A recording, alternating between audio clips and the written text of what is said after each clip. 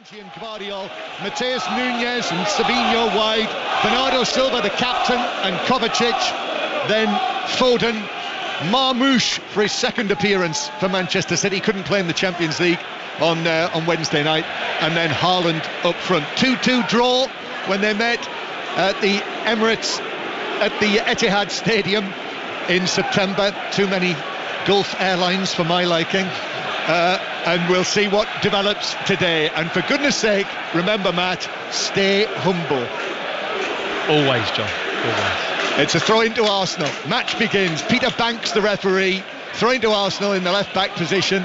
And it's played forward through the middle. Gvardiol has cleared it, but charged down by Martinelli. Arsenal off on the first attack of the match. And the shot from the angle is straight at goalkeeper Ortega from Havertz's shot near the left corner of the penalty area, and the goalkeeper back in the team made the save as it's played forward by Savinho, and Gabriel had to be careful there with Haaland lurking on his shoulder, and he left that to the last possible moment to side-foot it away out of play on the far side. I think he was half waiting for David Raya to come. He didn't know if the weight of the ball that was going through was going to make it to Raya, so Gabriel just kind of assessing that situation, always in control, but left it a little bit late to deal with. Yeah, and with everything that happened in the match, remember Trossard was sent off at the Etihad Stadium, and it swung one way then the other. John Stones equaliser in the 8th minute of added time. It was a real thriller. These are the teams that finished in the top two in the Premier League in each of the past two seasons, but in this one, Arsenal come into it, and a chance here for Havertz. Havertz squares it, Odegaard puts it in the net. There's no offside flag. Given away by Manchester City on the edge of their own box, and Arsenal have a second-minute lead. Unselfish by Havertz, laid it on a plate for Ortega and for Odegaard, and the Arsenal captain said, "Thank you very much. Arsenal 1, Manchester City 0." Wow, Pep Guardiola walking back to his seat on the bench with a bit of a look of disgust on his face. He'll be so disappointed with his team start here. Started off a little bit loose from Ortega, if I'm honest. He took a long time just dwelling on the ball, waiting to see what was happened.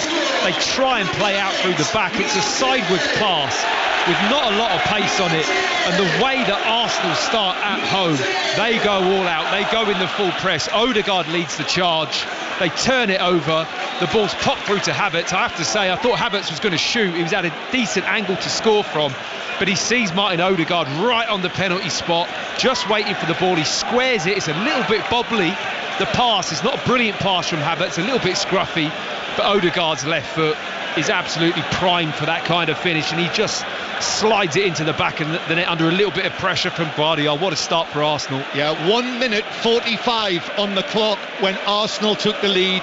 I did wonder about offside, but I think John Stones, who initially played the pass, John Stones, having played that pass, was in a position that meant that Arsenal were onside. It had a little real uncertainty right from Ortega, though, didn't it? He took a long time with his foot on top of the ball, then just passing it out, not a lot of purpose or meaning or intensity, and Arsenal just pressed it really well.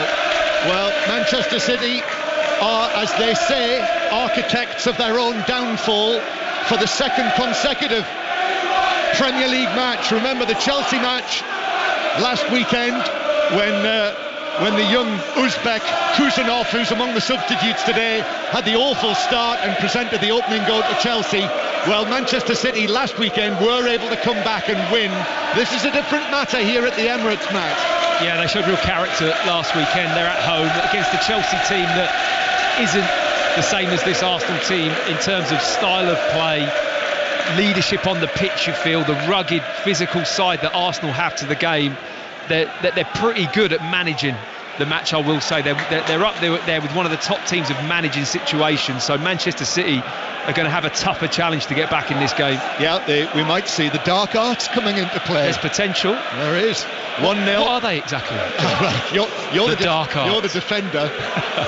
Although I never associated you with that kind of thing. Time wasting. Here's Partey for Arsenal, long right-footed ball to Lewis Skelly, who was well advanced down the left-hand side, just cushioned the header back, and it is Trossard who's over there on the left-hand side. Two challenges coming on him, the ball bounces out of play, and that is given as a Manchester City throw. So Martin Odegaard, who I have felt before today, he'd scored only 2 goals for Arsenal this season. I just felt that there was an inevitability that he would increase his number of goals, and he almost couldn't miss that one. 12 yards out or so, and here he is again. Odegaard playing it through. Martinelli chips it over Ortega, and it drops into the net, but from an offside position, and the goal will not stand, and Arsenal continue to lead 1-0. Great finish though by Martinelli. Lovely little chip. Martin Odegaard again with the burst forward. I mean, it's been a real sleepy start to the game from City. They've not started well at all. It's on the right hand side, Martinelli, who's playing in that Saka position, obviously a right footer, so he's going to stay a bit wider, but he just lifts the ball lovely over Ortega into the back of the net, and probably a good yard and a half offside by the time Odegaard slipped him the ball. But another example of City not quite getting to grips with the ball in the middle of the park, which has a different layout, doesn't it? You've got Kovacic in there, Bernardo Silva's central, you've got Mamouche actually really central, with Savinho out on the wide left, and Phil Foden and Nunez pushed up really high on the right hand side.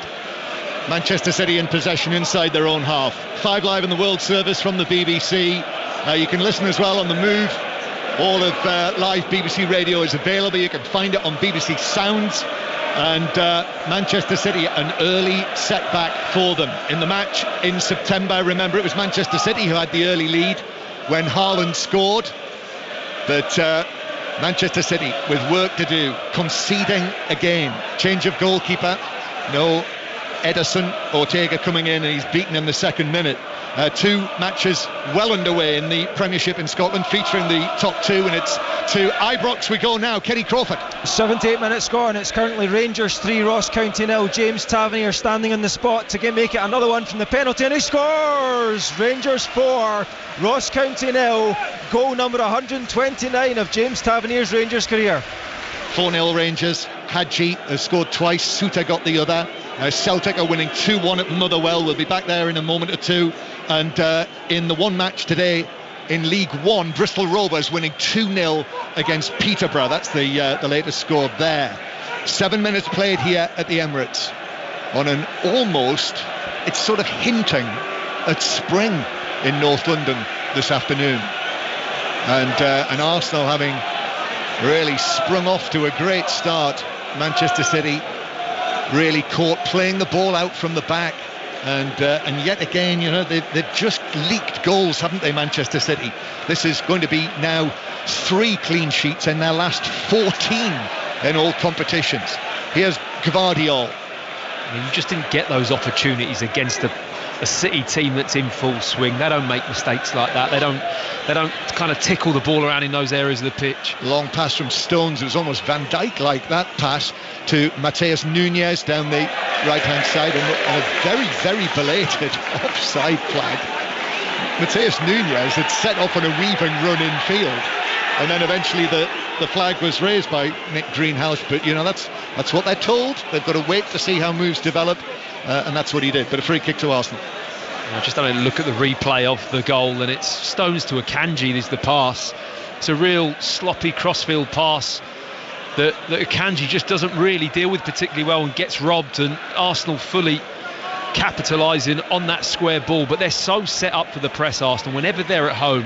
Whenever I come here and I watch them at this ground, they start the first 5 or 10 minutes. Odegaard leads that line. He gets everyone high up the pitch. You're probably better off trying to bypass those shorter passes and go into the midfield, or go into the front, go longer. I think that would be, a better strategy with dealing with that first 5-10 minutes here. The cheers there that you heard as Bernardo Silva can't keep the ball in, and Pep Guardiola claps his hands. He's in the technical area, the cheers there, because the ball bounced off the field, and Josko Gvardiol stepped into the technical area, which is a different sort of, it's a kind of matting there, isn't it, and slipped over, and hence the cheers that you heard. Throw in for Arsenal as they play from left to right towards the clock stand.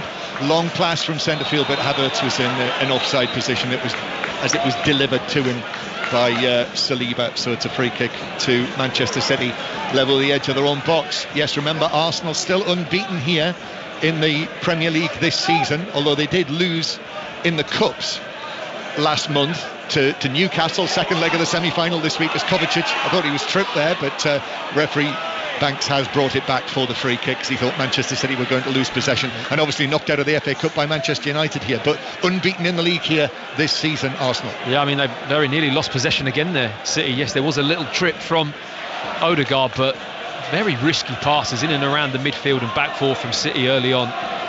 But as you say, Matt, over the years, certainly over the recent years, we're so used to those passes finding their targets. Yeah, but sometimes they're made in a different light, aren't they? In a different way. That it's just got to have a real purpose to it. And sometimes I feel that there's an edginess about City at the moment, and you can just see it certainly at the start of this game. And actually, Bernardo Silva has to flick the ball away after a header in field in the defensive third by Mateus Nunes to Bernardo Silva. That was a little bit of desperation, and Pep Guardiola just turns to, I think, Juanma Leo, his assistant, and says something, waves his arms around, not happy.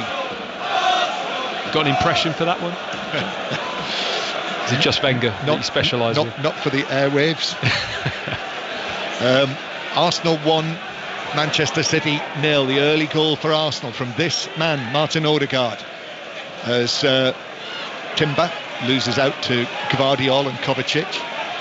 Of course, Manchester City have been down this road, all of the experience that there's out there, although Gundogan and De Bruyne are only substitutes today. I think we're probably at the point where Pep Guardiola has to think very carefully about whether those two start 2 matches in a week. Yeah, I agree. I mean, I was looking at the bench and I was thinking about players that are going to come on and really impact the game from an attacking sense, and neither team are really that heavily weighted with goals, shall we say, off the bench. I mean, you've got Grealish, De Bruyne, Gundogan for City, you've got Sterling and Nwaneri for Arsenal, but there's not much to come off the bench that's really going to impact this game in terms of goals. It's Matt Upson with us here on BBC Radio. Matt played for England at the World Cup, Premier League winner with Arsenal. Here's Stones starting a match in the Premier League for the first time since before Christmas. Stones passing it forward, but Partey in on the challenge, and it's off Savinho and out of play for a throw into Arsenal. It's interesting. Savinho and Mamouche are really close together, aren't they, on this left-hand side? I think that's something that Pep's looking at, for them to link up. I mean, they've got to have a good game today, these players. I think attacking-wise, they've really got to cause problems to Arsenal. And so far, they've had a lot of possession, City, but not in the right areas of the pitch. And Arsenal have barely had the ball. Long one downfield from Raya that Havertz bounces off him, and then in comes Savinho to play it off Havertz. Incredibly, it doesn't bounce out of play. Then I think Havertz might have been caught late there, and even though Foden was away with the ball, referee Banks has brought it back for that foul by Savinho on Havertz, and the Arsenal supporters down in front of us here are suggesting that was worth a yellow card for the Manchester City man. Yeah, I don't think it's quite a yellow at this stage in the game in this fiery occasion, John. It's not worthy of a yellow. It's maybe a talking to and a steady down, but I think Kovacic wasn't happy because it looked like he'd waved play on or let play go on and brought it back quite a long way to the original foul. I think the Manchester City players have been on to referee Banks and have already been talking to him, or maybe this is his own initiative, might well be, but he's come over and he's told Jurriën Timber that he needs to get on with it, and he eventually does take the free kick back into his own half, and Gabriel all the way back to goalkeeper Raya in that sort of two-tone yellowy orangey outfit that he is in. Doubt for this match. Neto made his debut, and as you may have heard or may have seen, didn't cover himself in glory for the goal that Arsenal conceded in Spain against Girona this week. It was his debut at the age of 35, the oldest Arsenal debutant for over a century, as Partey has the ball approaching the halfway line, plays it square to Odegaard, who's back there almost as part of the back line. That's a lovely pass, stroked it, sure touch to Trossard. Trossard taking on Mateus Nunes and beats Bernardo Silva as well. They're both back at him. Trossard keeps possession. Excellent play. Still going Trossard, and then Mateus Nunes in with a challenge. He went down. No free kick given. Arsenal played into the box. Stones is there to adjust his body, headed out to the far side, and Mateus Nunes plays it off Trossard, who is absolutely furious. Much fist shaking from Trossard that he didn't get the free kick, and referee Banks is keeping an eye on him. It's a goal kick. Well, I looked a foul from where I was sat. I think Nunes just clips the back of his heels. It might be accidental, but it's clumsy from Nunes, who you really feel is the weak link in that back four and the right back position. I think 1v1s and just that defensive instinct isn't there with him yet. I mean, it's a new position for him. It's a big ask for him to play there, so it's very difficult. But I think Trossard, if he can get him one-on-one as often as he can, he's going to get some joy. Well, this is absolutely very Pep Guardiola, isn't it? He's playing him there, and he's determined that will be a success until he decides to do something else. It may well be, but it's going to cost along the way. Well, I have to say, with the matches coming up against Real Madrid in the Champions League, Carlo Ancelotti surely will be looking at that area where Mateus Nunes is, the right side of the defence. Now, and Pep Guardiola's just been sending instructions on to John Stones as well, whether that's anything you can to do cast your mind straight into 2 or 3 occasions where it's really cost them in big games. The Manchester derby at home, away at PSG where we were, that decision to go out wide in the first goal was a very costly decision, more than an actual mistake one-on-one or with the ball. And again, the other night at home, I felt in the first goal, that defensive instinct isn't quite there yet with him. He's got to pick that up. Seen very little of Manchester City in an attacking sense. I thought we might here, but no, Arsenal have won it back. Partey, then to Havertz on the right-hand side. Arsenal supporters urging their team on here at the Emirates with Havertz, who uses Timber to his right, then back to Partey, onto the chest of Lewis Skelly, who's appeared in that midfield position as he likes to do, and or as actually more likely he's told to do, as Trossard angles it into the box. Martinelli's after this, but Ortega's able to dive out gloves first and claim the ball. You just can't play left back anymore, John. It's not allowed. You've got to be left back, stroke, centre midfield, maybe attacking midfield at some point. I mean, it's such a versatile position, but it suits someone like a Lewis Skelly so much because they're very relaxed and comfortable with the ball, and he's just going inside, picking the right opportunities to do that and then dropping back in position when the ball turns over. Manchester City, who lost here last season, remember the late goal that Martinelli scored? That was 1-0 to the Arsenal. Early goal today, 1-0 to the Arsenal. And now Marmoush, edge of the area, goes for goal from best part of 25 yards, but the ball sailed away, didn't dip. He was probably looking for bend curl into the top corner from where he was, and it maintained its line and flew away into all of those red scarves behind the goal. You just got the feeling that he was going to hit that no matter what. He's not had much ball in this game so far. It came to him, it was a nice angle, but well closed down by Saliba and Odegaard coming from the other side. In goes Lewis Skelly. Excellent. It was a 50-50 with Nunez. Good tackle, but the ball bounced out, and Manchester City have got it back. Gvardiol just pops it infield to Kovacic, who's under pressure from Odegaard, but stands up strong. He doesn't half press well, doesn't he, Martin Odegaard? I will say, I think he's so decisive when he goes. He sees it building up and he picks his moment, and then bang, he's right on top of you. Yes, I was reading his column in the programme today. He was talking about how he simply couldn't raise himself last week, and when he was ill, missed the match at Molineux. He actually said in his column in the programme, I was throwing up all night, which wasn't necessarily what I wanted to read when I was eating my chocolate mousse. But there we are, telling it like it is. Stones, right-footed ball forward, but that was beyond Sabinho, and it's out of play for a throw to Arsenal on the edge of their own penalty area, level with the edge of their own penalty area. 1-0 to Arsenal. As I say, they lost here last season, Manchester City, but that is Pep Guardiola's only defeat to Arsenal in the Premier League as the Manchester City manager. That's crazy, isn't it, really?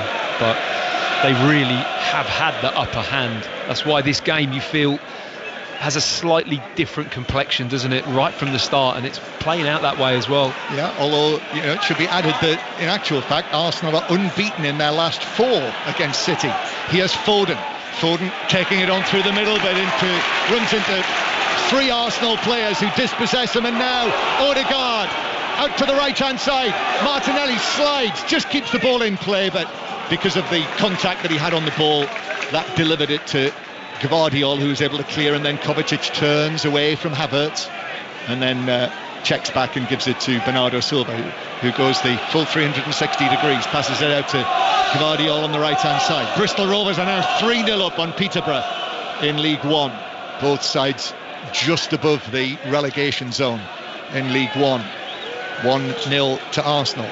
Odegaard scoring the early goal after Manchester City, Stones and Akanji contrived to lose possession on the edge of their own box, and Arsenal took full advantage. Havertz squaring to Odegaard to shoot in from 10 or 12 yards. Kovacic playing it at the right-hand side. With Liverpool winning again and again and again, it seems Arsenal, if they're going to stay in touch, simply have to win this. But what a test against the champions. However, 1-0 up, Foden, though, as City come forward. Mateus Nunes back to the number 47, Phil Foden, in very good form, 6 goals in his last 7 appearances, Phil Foden, and indeed 6 goals in the last 4 Premier League matches, when he scored with every attempt that he's had in those matches. 6 goals, 6 attempts. When you think of the Euros, Matt, when you and I were watching him in Germany, and he could not get the ball into the net. It's funny, isn't it, how things go. Here's Mateus Nunes, again for City on the right-hand side. Trossard comes back, ball goes all the way back to Akanji, and then and Arsenal with numbers. Akanji thought about going back to Stones in the centre circle. Instead, it's Mateus Nunes. First time we've seen possession like this. Foden in with the cross from the right-hand side on his left foot, looking for Haaland at the back post, but Arsenal dealt with that, headed forward again, and Savinho might have been using an arm to tug back Timber. No, says referee Banks. So Manchester City are still in possession, but Odegaard there with that press again on Stones. He had to be careful, but he was the England man. He dwelled a little bit, didn't he, but always looked in control. I mean, I do always love to see the battle with Haaland and Gabriel and Saliba. I think that's always a fascinating tussle in this fixture, and already you can see there's plenty of physical contact, and one of them is locking in with him every time when the ball's wide. Kovacic spears a pass to Mateus Nunes. In comes the cross deep to the back post. Timber had to get there because Bernardo Silva was there at the back post, but it's headed behind. It's a corner to Manchester City, first of the match. We heard how Rangers are now 4-0 up against Ross County. What about Motherwell Celtic, Gavin Wallace? Right at the death. Jota, he's just signed right at the death. He's completely ruined the match report now, John, but it was lovely, patient build-up play. He was at the back post, the ball slotted in, and the new stroke old signing makes it Motherwell 1, Celtic 3. Yes, it'll be popular. Jota getting on the score sheet, so 3-1, Rangers winning 4-0. 3 o'clock kickoffs those. Manchester City with a corner here from the left-hand side, and in it goes from the near post. Gvardiol with a header, blocked on the line, and somehow Arsenal survive. Gvardiol with a header, I thought that was goal bound, but it was blocked on the line, and Arsenal have been able to clear it. I think that is a save and a half, John, from David Raya. What a save. I mean, it's a glancing head, it's a lovely ball into the books, right-footed by Mamouche. He gets a flicked header from Gvardiol. What a reaction save. Left hand from David Raya. He palms it up in the air.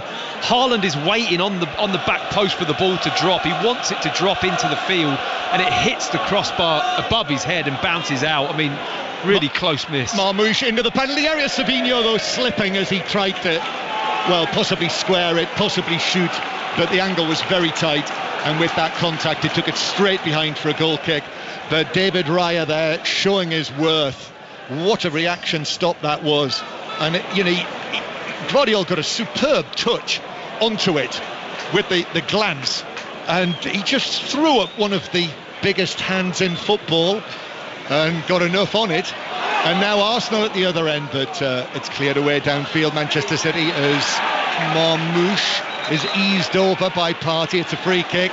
City take it quickly. Kovacic, and now Savinho. City get into their stride. Left foot cross to Haaland at the back post, but Lewis Skelly did extremely well. Little Lewis Skelly against the giant Haaland just meant he just got in his way. Haaland couldn't get to the ball anyway. The flag was up on the far side. It's top defending from the young fullback. It really is. He sees that Haaland's pulled onto him, but what he does so well, he knows he can't win that ball. He's not going to outmuscle Haaland, but he just uses his body to obstruct him. He bumps him. He doesn't allow him any kind of flow to get onto the ball to attack it at the back post. And in the end, Haaland commits the foul on him and kind of clumsily trips him. It's top defending from Lewis Skelly. Arsenal 1, Manchester City 0 remains the score. Martin Odegaard's early goal. We're going to be going to the full times, I think, very shortly in the Premiership in Scotland. But Arsenal playing it downfield. Stones is up, they're headed away. Now here is Savinho. Savinho, I think he might have been fouled. He was. It's a yellow card. And that is going to be a yellow card for Timber. He was away there. Yeah, he was. Cynical foul. I think we can safely say that Manchester City are over their hangover from the European fixture midweek, and in the last 5-10 minutes or so they've really got into their rhythm in this game and are starting to dominate the game. Yeah, we're going to go to either Motherwell or Rangers in a moment, but Manchester City have got this free kick forward of the centre circle, and let's make a note of that, yellow card for Timber, and City actually go back into their own half. Kovacic giving it back to Akanji, and then all the way back to Ortega on the edge of the box. Right, to Motherwell then, Gavin Wallace. Oh, Arsenal in possession, Havertz, centre of the goal. Oh, he's missed. Manchester City gave the ball away again, and they are very, very lucky that Arsenal and Havertz did not punish them. Havertz set himself, middle of the goal. Ortega was trying to get back, Stones was there as well, and he's dragged it wide with his left foot at the foot of the right post. What is Ortega doing with his pass? Honestly, the Manchester City goalkeeper, he tries to tickle a ball into straight pass into Bernardo Silva. Declan Rice is breathing down his neck, he gets his toe and it wins it straight to Havertz. He takes so long to finish it, Havertz, and just drags it, actually misses the target from that kind of range. It's really, really poor from the Arsenal striker. Arsenal come again, trying to shrug that off. Martinelli with a cross to the back post. Oh, important header from Matheus Nunes, with Rice arriving, glancing it behind. It's a corner to Arsenal. Martin Odegaard raises his arms. He says to the Arsenal supporters, come on, forget about that miss. Yep. Get behind us. That's the message. Yeah, I mean, Havertz has to clear his head. I've just seen him have a little shake of the head again, so frustrated with himself when you make those kind of mistakes, and that's a big mistake for a centre forward to miss that kind of opportunity in this game. You've got to eject it out your head and focus on the next one. Remember at the Etihad how Gabriel scored from a corner in that 2-2 match. 5 of Arsenal's last 10 Premier League goals against Manchester City have come from corners. This is their first one of this match. In comes the delivery from Rice, but Gvardiol does well to head it away, and then Odegaard hits a clean shot on the volley that was blocked by Bernardo Silva, and then Bernardo Silva jumped into Odegaard, who goes down. No free kick given, then it's run out of play by Saliba, and the referee will stop play to check on Odegaard, who has gone down holding his face. That's a foul by Bernardo Silva. It's a bad foul from Bernardo Silva. He just smashes into Martin Odegaard before the ball comes down. He takes a little glance to him with his head as well. They've got every right to be frustrated with that, Arsenal. He's got no attempt to play the ball there, Bernardo Silva. He just shoulder charges the Arsenal captain before he has a chance to bring the ball down, and Peter Banks really should be on top of that. Whether he actually made contact with his head, or I'm not sure. I don't think he did. I think it was his top of his shoulder. I think it was more like he jolted his neck, because it almost kind of whiplashed the way he just shoulder charged him. I don't think Odegaard was expecting the contact, because he's just watching the ball. Could easily be 2-0 had Havertz been able to put that great chance away, and he knew, he pulled his shirt up over his face, and yes, he is Arsenal's top scorer with 14 goals this season, but I feel as though I've seen him do that before this season. Mind you, it could easily have been 1-1 at the other end had Raya not made the save. Anyway, we need to bring you full-time news on Motherwell Celtic. Gavin Wallace. Motherwell 1, Celtic 3, John. Celtic keep that gap to 10 at the top. Goals from Maeda, Ida and Jota on his first game back, enough to put down Armstrong's equaliser. Motherwell 1, Celtic 3. Bristol Rovers have won 3-1 against Peterborough. Celtic have won. Going to Rangers in a moment, but here come Arsenal again, looking for that second goal. Trossard checks back. He's got Lewis Skelly to his left. In fact, he goes infield to Odegaard. Now here is the teenager, Lewis Skelly. Plays the ball from foot to foot and then knocks it back to Gabriel. Gabriel, little ball forward. Odegaard helps it on, but that will bounce all the way through for a goal kick, which Manchester City will prepare to take. Arsenal winning 1-0. So to Ibrox, Kenny Crawford. Full-time, Rangers 4, Ross County 0. Third smooth win of the season for Rangers against the Highlanders. Aggregate score 13-0. Doing the damage today were Yanis Hadji, John Souttar and James Tavernier. Rangers 4, Ross County 0. Yes, it's a little more even between Arsenal and Manchester City over the two matches. 3-2 on aggregate to Arsenal at the moment, but I think what we've seen in the last 10 minutes or so suggests there's every chance of further goals here. There's every chance of Manchester City really giving a good account of themselves, and if they just stop the silly errors with the passing at the back. Other than that, it's been a solid start to the game for Manchester City after what was quite a difficult high pressure evening midweek. Arsenal had a very different feel to their fixture against Girona. City had all the pressure at home, and I think you do get a little bit of a hangover from that for the next game. Yes, Arsenal pretty much certain of going through. They made 7 changes for midweek. Mikel Arteta made 7 changes back for this one. Manchester City had to go strong. Pep Guardiola has made only 3 changes. That could play a part. And right now you do wonder about John Stones starting 2 matches in a week with this foot injury that has been problematic all season. Throw-in taken by Arsenal. Pep Guardiola, as Ortega there cleared the ball out of play. Pep Guardiola was applauding his goalkeeper. Free kick conceded by Arsenal, and Manchester City have it on the edge of their own penalty area. We're in the last 15 minutes of the first half, and Arsenal still lead through the early goal, but there could easily have been at least a couple more. Superb save by Raya at one end, just a reaction save from him. He's so good at that, isn't he? He needed every inch of those big hands for that one, didn't he? Here's Marmoush away down the left hand side, his second appearance for Manchester City, the Egyptian. Lovely little swivel of the hips there from him as he just allowed the ball to slow down. It's almost Elvis Presley like as Marmoush plays it back to Foden.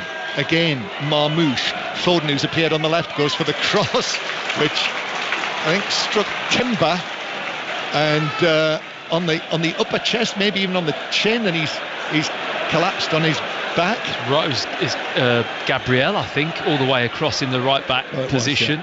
He's just on the kind of edge of the 18-yard box, isn't he? Came across to block the shot. I think Foden whipped it straight into his midriff there, right in the just under the rib cage, and it took the wind out of his sails. Yes, I got that confused. When he went down, they were shouting timber. As in a felling tree. It's a corner from the left-hand side that Marmoush will take, right-footed, headed away. Well, did that come off an Arsenal head or a Manchester City head? Or did it come off by Kanji? Anyway, it just bounced into the air and Raya was able to catch it. And Trossard now. Trossard on the halfway line as Arsenal look to break forward. Left-footed ball crossfield, but Foden, the recovering Foden, was able to head it back to Bernardo Silva. There's a real air of the match and, almost being out of control here sometimes as one team or the other heads forward. Yeah, I mean, it's an unusual type of game for this fixture, isn't it? You normally kind of know what you're going to get from City and Arsenal in this, and I think this one is different. City not playing in that same controlled way, but still looking actually quite dangerous as they build up. Kovacic now through the middle to Foden, then Bernardo Silva. Here's Mateus Nunes on the right, looks back, gives it to Akanji. Pep Guardiola, just in my eye line, looks very agitated, kicks out his right leg. He's already been at his head again. Ball chipped out to the right hand side. Mateus Nunes, left-footed ball into the penalty area. That's headed up and away by Gabriel. Bounces on the edge of the area. Marmoush jumps, he heads it on, and then there's a challenge by Akanji on Havertz, which has given us a free kick. Manchester City players protest.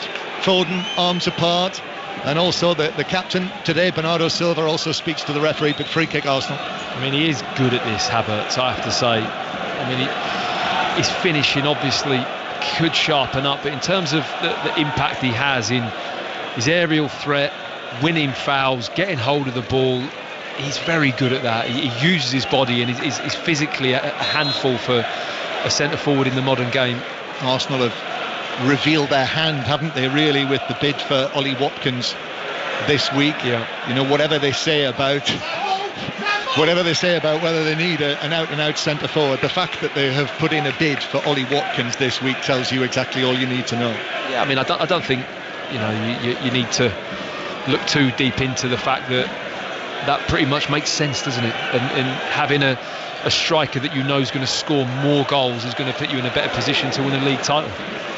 There's Ortega just clears the ball in time. It comes back at Manchester City, but Declan Rice lost it. It all got rather tangled up. Bernardo Silva now to Foden. Foden just rolls it into the path of the arriving Matheus Nunes on the right flank. He's forced back. In fact, he's dispossessed by Lewis Skelly, who does excellently there. And Lewis Skelly now drives forward, halfway inside the Manchester City half. He's gone. He's used Gabriel Martinelli, who is over there, and he will play it back to Trossard, who's behind him. And then they go all the way back towards the halfway line. And Tim Gabriel now to Lewis Skelly again. Back it goes to Declan Rice, who just taps it back to Gabriel. 1-0 Arsenal lead. 10 minutes to go to half-time. It's been very entertaining. Declan Rice again. Little ball to Trossard. Manchester City now camped back in their defensive third as Arsenal have the kind of possession that you're used to Manchester City having.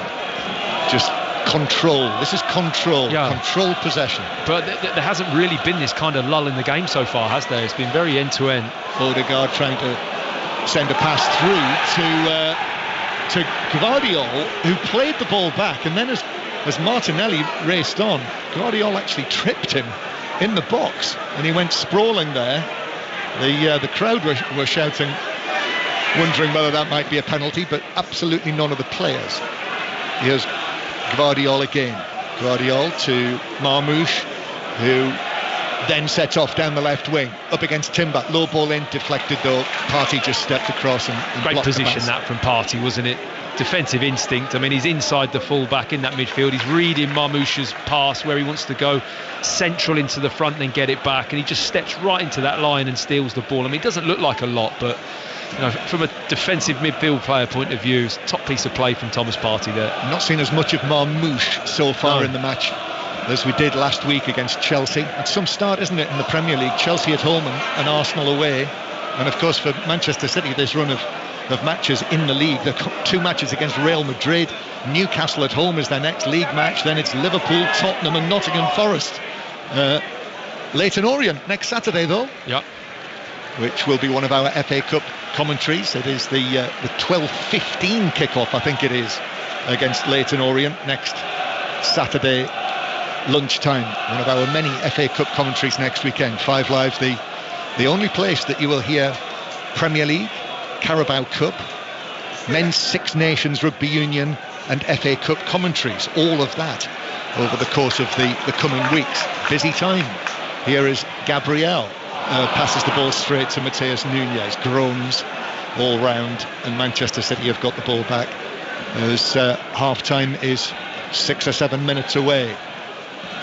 As Stones is just turning and playing the ball back to his goal. This is the only time where I feel a bit edgy about City, if I'm honest. When Ortega's on the ball and they're taking a little bit of time to get their head up and find the pass, the movement isn't quite there for City to be as slick as what you sometimes would expect. I think that's one element of how difficult things have been for Manchester City. But this is the edgiest part for me, when Ortega dwells on the ball. City still with it on the edge of their own box. Stones is going to go cross-field under pressure from Odegaard every time they can. Arsenal, Odegaard trying to unsettle John Stones, which takes some doing with Stones so comfortable on the ball. Foden carries it over the halfway line, plays it back to Akanji. Cross-field pass from Akanji, that's looking for Gvardiol. He's going to do well. He does. He actually controls the bouncing ball with his left foot, then plays it back to Marmoush. Marmoush, long sleeves on his sky blue shirt. He's got that bandage again on his left hand, left wrist. Ball out to Akanji now on the right hand side. The home supporters, you can hear, sense that the team needs their help as half-time approaches. And City with Stones back near the centre circle. Stones just walking it forward actually, and it opens up for him, so he's able to take it on. He's 30 yards from goal now as he passes it to Marmoush, who loses possession. And Arsenal, Martinelli long and forward for Havertz. Havertz has got Stones with him. There's no one else in an Arsenal shirt anywhere near. The reinforcements are arriving now. Havertz still with it, plays it from foot to foot, then back to Odegaard just outside the area. Odegaard's pass is cut out. City could be on the counter-attack now. Kovacic Kovacic, upright, looking at the options, passes it beautifully forward to Savinho on the left-hand side. There's only Haaland inside the penalty area. Foden arriving. Savinho with a cross, left-footed towards the back post. Haaland heads it down, but it's cleared away out of the box by Partey. Still Arsenal under pressure here as Trossard clears, but it bounces down and Odegaard is able to pass it back. And there's some relief there because City were really testing Arsenal, and it comes back at Arsenal again here. Marmoush as Bernardo Silva trotting into the area, uses Savinho, and then Savinho back to Gvardiol. He might have survived that little period. Yeah, I think it's the big difference about Arsenal. They kind of play in spurts at the moment. You know, they've got that lead. They're happy just to sit off and let City have the ball. They're not gung-ho. They're not trying to, be that entertaining all the time. They will sit off, and then when they win that ball back, they're looking to break forward, get Havertz in the channel, Martinelli on the run, Trossard on the left, and then try and make something happen. But they'll be looking at the time, thinking 5 minutes till half-time, we're 1-0 up. Let's make sure we go in with that scoreline intact. 5 Live and the World Service from the BBC. This is our third Premier League commentary of the day on 5 Live after the 2-0 away wins for Tottenham and for Crystal Palace at Manchester United. We've already heard live from Ange Postecoglou and Ruben Amorim. That was round about 4:20 onwards. If you want to go back and listen to that again on BBC Sounds, if you go into the stations and schedules and look for today's schedule, you'll find it there, round about 4:20. And at half-time we're going to hear from Oliver Glasner, Crystal Palace manager, and Archie Gray of Tottenham as well, and reaction from the WSL at half-time. But Manchester City attacking with Foden. Foden left-footed ball, chip to Gvardiol, first time cross from him across the penalty area, and Bernardo Silva arriving, but there are 2 Arsenal men in there, and it's cleared away out for a throw on the far side. I mean, I know Gvardiol brought as a centre-back, acting in that left-back position, but that delivery there on the half volley, first time with his left foot to cross the ball like that is some skill for a centre-back. Brilliant from Gvardiol. High class. Just been told that Erling Haaland has had how many, as Arsenal are winning a free kick on the edge of the area, how many touches do you think Haaland has had in the first half? I was thinking that earlier. I would say 3. It's been recorded as 3. There you go. Spot on. Yeah. It's the hardest player to play against when they're not involved in the game, but then they just hit you, bang, get the goal, and you kind of walk off the pitch thinking, well, I've never laid a glove, I didn't have to do anything. And I think they're the most frustrating players to play against, to be honest. He has scored 24 goals this season, and he has scored 6 in his last 7 appearances. He doesn't need many touches. No, I mean, he's rarely left, but I will say I think that the 2 centre-backs do make a real focus of tying in with him, which you have to. You can't leave him unattended when the ball's wide. I think Gabriel and Saliba do a good job of that. Yeah. And what do you make of this with Marmoush coming in? That's actually proper support for Haaland as well, isn't it? Yeah, well, it's quite nice because Gvardiol, as we just mentioned, is happy to go on the overlap, and he's got a left foot good enough to put good delivery in the box as well. And let's face it, he feeds off those kind of crosses, doesn't he? So the more they can stick in there, the more chance he's got of getting off on the end of one. Arsenal 1, Manchester City 0. That early goal was all important as Odegaard gives it away. The man who scored the goal gives it away. Savinho tries to take on the recovering Odegaard, who did exceptionally well, came across and made up for his own error, and then takes the ball away, but that's been given away by Havertz. However, it's run kindly for Timber, who is able to hit a long pass to the halfway line, and Akanji heads it forward to Gvardiol infield. Foden is there. Kovacic now. Remember how Kovacic scored the all-important equaliser against Club Brugge to Haaland on the edge of the box. He's a little wide of Foden, but he did exceptionally well there, Foden, to keep possession. Now Bernardo Silva into the box on the right. Matheus Nunes hangs across to the far post. It's headed out to Savinho. Shoots! And Raya goes down and makes the block, and it bounces back out, and Arsenal clear. I thought for a moment there it was past him. I'm with you. From our angle, it looked like it just squirmed under his body and into the net. But he made the save. Manchester City come again, looking for the equaliser late in the first half. Deep cross to the back post. It's over Raya. Matheus Nunes takes it down to the back post. Here's the cross. Marmoush was waiting, was cleared away. Kovacic with a bouncing shot, which bounced up and fell beautifully into the path of Raya, who was able to fall forward with the ball tucked into his chest, and says, you can just have a little breather here. I'm going to take as long as I can. Yeah, it was a nasty deflection that challenged David Raya again, who I have to say reacted brilliantly down to his right hand side this time. The shot's going into the middle of the goal and it hits an Arsenal player, goes through the legs, and then down into the near post, is going in the back of the net, and he just gets quite a sharp reaction to scoop the ball away.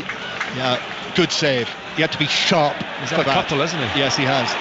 And 1-0 it remains because of those Raya saves. And long pass for Arsenal to the edge of the area. Gvardiol heads it away. Fourth official just coming forward. Anthony Taylor it is, the fourth official. 1 minute of added time at the end of the first half here. And Arsenal would love to get in 1-0. Stones just turns out of trouble. Savinho passes it forward to Haaland, who is dispossessed by Saliba, and then Haaland chasing Saliba, having lost out to him and heard the mocking Emirates crowd chases after him, but Saliba actually goes for a long back pass from the centre circle all the way back to Raya. Yeah, that was Haaland's fourth touch, wasn't it? But then got it robbed off him by Saliba. Good tussle, wasn't it? On the halfway line. Two big lads trying to show their strength. Yeah, he wasn't taking any risks there, Saliba, was he? With Haaland chasing after him like that. Here's Akanji, the ball to Marmoush, and then Akanji again. Bernardo Silva looks for the cross, but he was closed down. There's the half-time whistle. That's very welcome for Arsenal, who lead 1-0 at the break after that early goal that was rather gifted to Arsenal by Manchester City and tucked into the net by the captain Martin Odegaard. Yeah, just a little bit of a shake of the head of Odegaard as he's walking off. It doesn't look too happy, and I think Arsenal finished that half suffering a little bit, to be honest. They'll be happy with the scoreline going in at half-time, but I think City have really got a hold of this game now. The last 25 minutes or so of that first half was nearly all Manchester City. Yes, Arsenal had that brilliant opportunity to score, but that's just from a mistake, and if you cut out those mistakes out of the game from City, they've actually been probably the better team in this game so far, and wouldn't deserve to be going in 1-0 down. Could have a bigger lead, Arsenal. Havertz with a bad miss, really, from 12, 14 yards out, shot wide of the goal when there was Stones and Ortega in his way. Yet at the other end, Raya has made those two very good saves as well, from the Gvardiol header and the deflected shot from Savinho. So half-time here, Arsenal 1, Manchester City 0. They were in quite charitable moods early on there, Manchester City, and I just wonder, Matt, whether Arsenal might feel that they should be more than 1-0 ahead because of it. Oh, they should. You know, it's two really bad mistakes with the ball, starting with the goalkeeper playing straight passes at a slow pace when there's a player breathing down the neck of the person receiving it. I know the first one was a crossfield one, but the second one, the Havertz miss, was incredible from Ortega, and what a mistake from Kai Havertz. You have to call it a mistake, because from in the centre forwards position, that's an error. Not to hit the target from that range. I mean, he just made it more complicated than what it actually was. He took his time too long, really. I think he thought about too many options, whereas really, if you're an instinctive centre forward in that position, you don't think about it. You have your first touch and it's bang, it's in the roof of the net, or it's wide, or whatever you choose for your finish. You hit it and you commit to it, and there's no doubt. And you just never quite feel like that with Kai Havertz when he has to think about those opportunities. I would love to know what Mikel Arteta is saying to his players right now, because as that half wore on, is there a bit of a danger that Arsenal could be, passive's not the right word, but a bit too negative in the second half? They don't want to let City have too much of it. No, I think they kind of really sat off, didn't they? Yeah. And started to box a bit clever, and Arsenal will change the way they play. They'll change the tempo throughout the game to suit the scenario in the game. They're very much a game management kind of team, and they'll do what they need to do to get the job done. But I think if you allow this City team too much confidence, because that's the one thing they're really lacking, that belief that City are normally so dominant. It's not topped up to the full level at the moment at Manchester City. So you'd think really try and keep your foot on them, keep them the low in that sense is your best strategy. The more they allow them the ball, they've got the quality to hurt you, and they've got the quality on the bench in Gundogan and De Bruyne to certainly nick something if they have that kind of confidence. I don't know if you guys saw the replay of Gabriel celebrating in Haaland's face after the goal. Yeah. I think that might be the one to watch for the second half, those two. Yeah, always one to watch, isn't it? And Yeah, he kind of ran past him, didn't he? And I don't know what he said, but he did get in his face a little bit and enjoyed rubbing that one in. Yeah. Stay humble, maybe? I think he might have said stay humble. Yeah. Whatever he said it very Always loud. humble. Yeah. Thanks both. Very interesting. Arsenal 1, Manchester City 0. Then obviously second half commentary to come here on 5 Live. We've got more reaction to Tottenham's 2-0 win at Brentford and Crystal Palace's 2-0 win at Manchester United to come as well. Elsewhere, Bristol Rovers leapfrog Peterborough in League One with a 3-1 victory in the Scottish Premiership. Wins for both Rangers, 4-0 against Ross County, 2 goals for Yanis Hadji, son of the great man there, and Celtic 3-1 winners over Motherwell. Jota with a goal in that game. That one his first since his return. In the Women's Super League, Manchester City 3, Arsenal 4, Brighton 1, Crystal Palace 1, Everton 4, Leicester 1, Liverpool 1, West Ham 0, Aston Villa 0, Chelsea 1, and Tottenham versus Manchester United in full to come at 6:45 on 5 Sports Extra. Those all of today's football scores. Let's get the news now with Nick Atfield. The voice of the UK. And the home of the Six Nations. This is BBC Radio 5 Live. Thank you, Steve. Sir Keir Starmer says he wants a reset between the UK and EU as he holds talks with the German Chancellor Olaf Scholz. The Prime Minister insists Britain will not be rejoining the European Union ahead of a visit to Brussels tomorrow. Sir Keir says the Labour government will have a different approach to Europe. That does not involve a return to the European Union. We had a referendum here on that, and that matter is settled. But I do want to see a close relationship on defence and security, on energy, on trade and our economy. Both Canada and Mexico say they'll put retaliatory tariffs on goods from the United States. President Trump has approved plans for a 25% tax on imports from Canada and Mexico, admitting there may be some economic pain for Americans, but it'll be worth the price. Michael Ignatieff is a former leader of the Canadian Liberal Party. Look, the whole thing is just crazy, and we're hoping that Republican congressmen and senators in the United States begin to whisper to him and say, what do you think you're doing here? You're harming your own people and you're going to be reducing your own political support in your own country. The Home Secretary says artificial intelligence is putting online child abuse on steroids. Yvette Cooper has outlined new laws to try to tackle the threat, including making it illegal to possess, create or distribute AI tools designed to create child sexual abuse material. Police say 4 people who died when a car collided with a building in Colchester early on Saturday morning were all students at Essex University. The 3 men and 1 woman were aged between 21 and 24. And the convicted killer Tony Martin, who shot dead a teenage burglar in his Norfolk home in 1999, has died at the age of 80. That's according to a family friend. Martin was jailed for the murder of 16-year-old Fred Barris, but released 3 years later after the conviction was reduced to manslaughter. What does it take to go racing in the fastest cars in the world? Oscar Piastri. Your head's trying to get ripped one way, your body's trying to go another. Lance Stroll. It's very extreme in the sense on how close you're racing wheel to wheel. We've been given unprecedented access to 2 of the most famous names in Formula One, McLaren and Aston Martin. I'm Lando Norris, racing driver for McLaren Formula One team. They opened the doors to their factories as the 2024 season reached its peak. They work to build a beautiful bit of machinery that I get to then go and have fun in. I'm Josh Hartnett. This is F1 Back at Base. Listen on BBC Sounds. This is 5 Live Sports with Steve Crossman. Listen on BBC Sounds. And Martin Ødegaard's goal has made it Arsenal 1, Manchester City 0 at half-time in the Premier League. Second half commentary on the way. Already today, Crystal Palace won 2-0 at Manchester United. Jean-Philippe Mateta scored both goals. That is the 7th Premier League defeat for United at Old Trafford this season. Palace move above them into 12th. Here's manager Oliver Glasner. The game was how we expected it.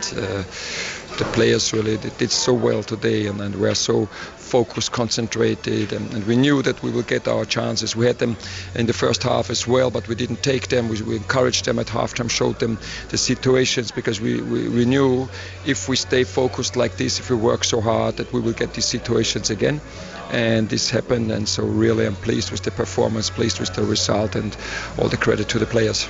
And tell me about Jean-Philippe Mateta. I mean, he had such a massive smile on his face coming up through the tunnel after the game. But, I mean, that is 23 and 37 under you now. Tell us about your relationship and why you feel like it's just working so brilliantly for him. It's him. We encourage him to make these runs, and again, at the end it looks easy because it's an empty net goal, yeah. But I think he had 20 runs before where he didn't get the ball, yeah. And this is we demand from him, and we always encourage him to do it, and he does it. So he's such a great guy. Yeah, he has the feeling at the moment. He has the confidence to be there where he has to be as a number 9. The way we are playing fits to his style. What he's doing, he scores goals, but not just. I don't reduce him for scoring goals. He's working so hard because I think it was now the 3rd or 4th clean sheet in a row in an away game. And everything what we are doing in our defense starts with the front 3, and he's doing such an amazing job for the team. And it's just the same. Then he gets the reward. Palace manager Oliver Glasner. 08085 909 693. The lines are open now for 606. Robbie Savage and Chris Sutton with you once we're done at the Emirates. And Robbie's with us now. Afternoon. Afternoon, Steve. How are you? I'm all right, thank you. What about Manchester United at home? That is now 5 Premier League home defeats for Ruben Amorim, which is one less than Ole Gunnar Solskjaer in his entire time in charge.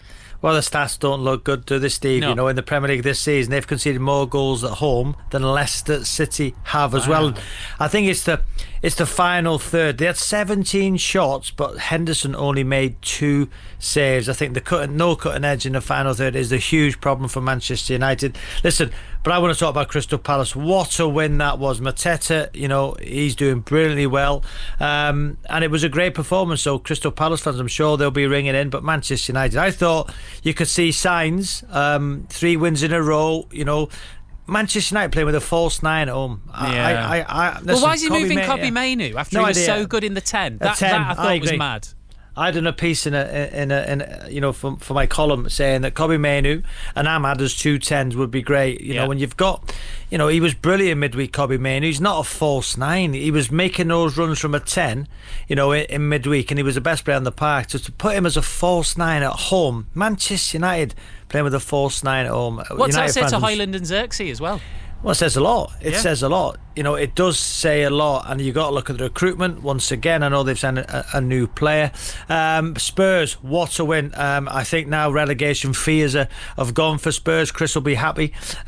What a win it was for Spurs. So yeah, and this game at the minute, Haaland only 6 touches so far. He needs to get involved more.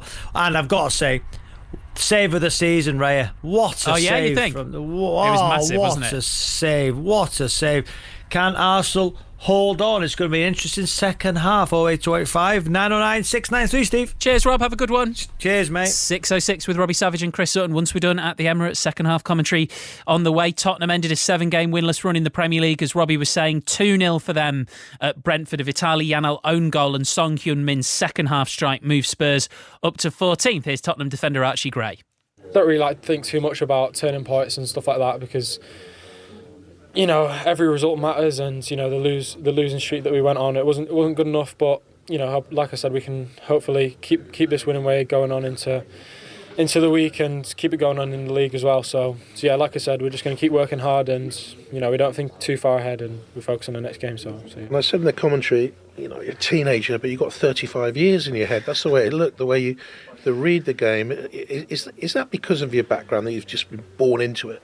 Partly, yeah. It's just, you know, I'm lucky to have the family members that I've got, and, you know, before I could even walk, and probably before I could even think, I was given a ball to kick around or chuck around. And, you know, I've always had my parents and, you know, my granddad, my great uncle, they've always helped me and stuff like that. But when you see today, it's, you know, it's a credit to the rest of the back four and Tony as well, and everyone on the pitch, to be fair, especially Ben. I thought, you know, he taught me through the game really well, and especially when it's a different position for me, it's really, really important that I have someone, you know, speaking to me all the time. And, you know, Radu did it before, and Mickey did it the other game, and, you know, Ben did it for me this game, and just speaking me through it. And, you know, it's a credit to everyone for this result, and it just proves that our hard work, we just need to keep working harder and harder. Archie Gray with Match of the Day's Jonathan Pearce. Chelsea are 10 points clear at the top of the WSL thanks to victory over Aston Villa. Sarah Mehling's own goal gave Chelsea a 1-0 win. A new signing, Keira Walsh, made her debut coming on as a second half sub, and afterwards she spoke to Joe Curry. Well, Kira, I know you've been signing a lot of autographs. There's a lot of people who are delighted to see you back in the Women's Super League. What's it like to be back, and what was it about Chelsea that made you want to come back? Yeah, I mean, I'm very, very happy to be back in England. I think it's such a competitive league. I think you could see it today, but yeah, I think what brought me back to Chelsea is they always find a way to win, and I'm ambitious. I want to win trophies, and I feel like that club matches my ambition. When you were getting warmed up during the game, you told us you were freezing. Have you missed this weather? No, not at all. I think to say I'm from the north, I'm definitely not used to it anymore. So, yeah, hopefully I'll take a bit of time and I'll be all right after that. Chelsea are unbeaten since Sonia Bompasta became their coach. What was it about working under her that also made you want to come to this club? I think, she can still make me improve as a player. I'm still only 27 and I feel like I've got a lot more to improve on. And when I spoke to her, I think, she can do that. She can give me the confidence. And, just being a part of this team and playing with those players and seeing the game today is why I joined. Kira Walsh with Joe Curry. Arsenal are up to second after a 4-3 win over Manchester City. Manchester United will go above Arsenal if they avoid defeat at Tottenham this evening. 6:45 kick-off, full commentary on 5 Sports Extra. Other full times: Brighton 1, Crystal Palace 1, Everton 4, Leicester 1 and Liverpool 1, West Ham 0. In the Scottish Premiership, Celtic maintained their 10-point lead at the top with a 3-1 win at Motherwell. Rangers beat Ross County 4-0 at Ibrox. They stay second in the league. And at the Dublin Racing Festival, Stateman won the Irish champion hurdle for the 3rd year running after the favourite Lossiemouth. Fel, you are right up to date, and as I look up, the players are retaking the pitch at the Emirates. John? Yes, Arsenal sprinting out of the tunnel, still waiting for Manchester City. Welcome back to the Emirates Stadium, where I am tucked in alongside Matt Upson here at the back of the lower tier, just behind and to the right of the red tunnel, where we do now see the sky blue shirts of Manchester City emerging. Erling Haaland, one of the last men out in discussions with Akanji. Phil Foden just behind him. Don't think there are any changes, Matt, are there, at half-time? So the team's Raya in goal for Arsenal, who's made 2 very good saves. Robbie Savage says the save of the season from him, from the Gvardiol header. Back 4, Timber, Saliba, Gabriel and Lewis Skelly. Then Partey with Odegaard and Rice, Martinelli and Trossard either side of Havertz. Martin Odegaard, the goal scorer in the 2nd minute, and Manchester City with Ortega in goal, who's had some dicey moments.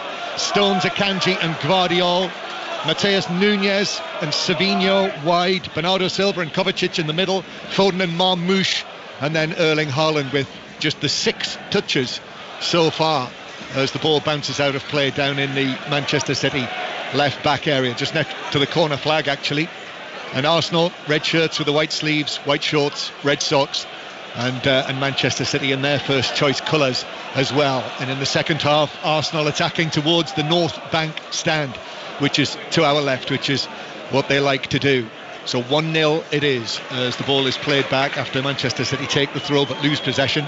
And Raya, he'll be feeling good about himself after those 2 saves. Long pass from him. John Stones has got to get to the bouncing ball on the edge of the area. He does, and he heads it with an assuredness to goalkeeper Ortega, who overarms it out to Mateus Nunes. So Matthew Upson, what about it? Yeah, I was just looking at Arsenal, not afraid to go long there, David Raya, and I think that indicates that the mentality and the magnitude of what they feel this game is. Arsenal, they'll do whatever they can to win it, and they don't care how.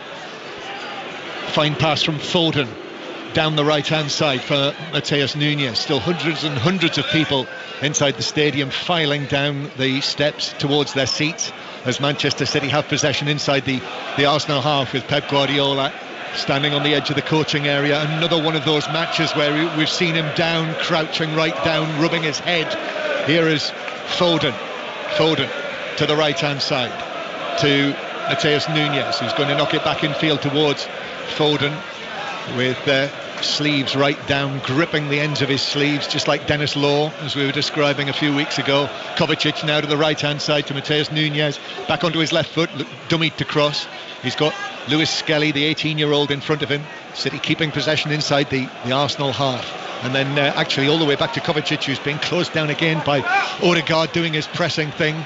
But Kovacic finds Stones, who steps forward with the ball, gives it to Savinho on the left-hand side. Savinho moving infield with his orange boots on, the young Brazilian. Back to Kovacic. Kovacic forward to Foden. Foden just outside the box, very central. Arsenal have got so many red and white shirts behind the ball, so City are going to have to try and find a way through. Savinho now back to the bearded Gvardiol, and then back it goes again towards the halfway line.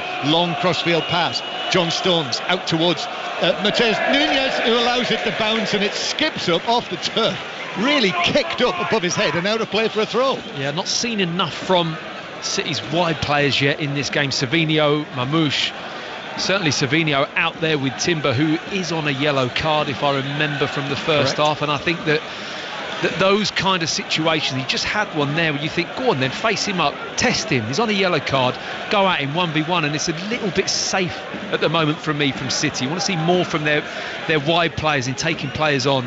As a high ball is sent up towards Haaland on the edge of the area, but Arsenal are able to deal with that. Gabriel and Haaland together again. That's been quite a tussle, hasn't it, which is currently being won by the Arsenal man quite convincingly. City take the throw.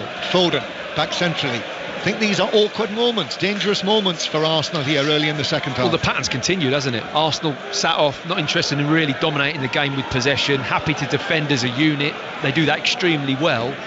But if City do kick into gear, one of their players does produce that little moment where they go past someone, you're giving them too many opportunities with the ball, and possession-wise, they just dominated the start of this second half. City still with it.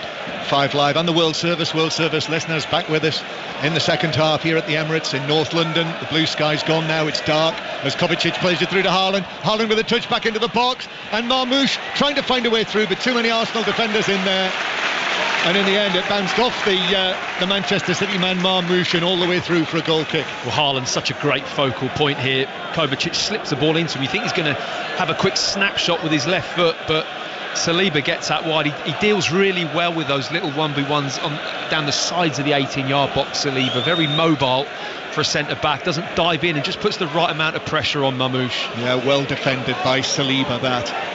And back it goes to the Manchester City goalkeeper Ortega. No Ederson today. If you weren't listening in the first half, Ederson is not fully fit, Manchester City told us.